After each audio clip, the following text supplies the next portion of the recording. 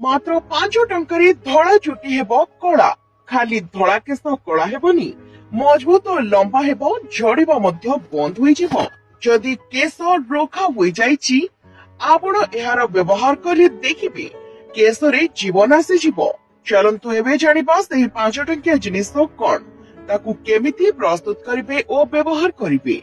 एठी आपणको नेबाकू पड़िबो 2 चामच चापत्ती, तापर नेबे 3 रु 2 टी तेजपत्र, सेथिरे नेबे गोटिए पाखुडा रसुण, गोटिए पात्र रे गोटिए ग्लास पानी रे सही सबु जिनिस को पकाई स्लो फ्लेम रे 5 मिनिट जाय फुटाइबे।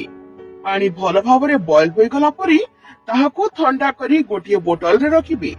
जो दिन शैम्पू करिवार अछि ता पूर्व दिन एहाकू प्रस्तुत करिबे।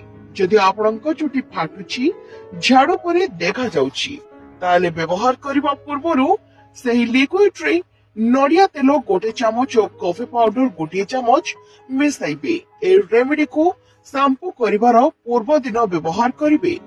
ए लिक्विड टिकू केसर मूल रे भल भाबरे स्प्रे करिबे। तापरे केस मूल को हाथ रे मसाज करिबे। जो दिन लगाइबे केसरे से जिनिस ताको सही दिन केसरे लगाइबे।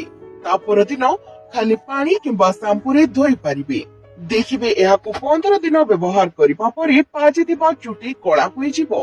रोखा केसरे जीवन आसी जिवो।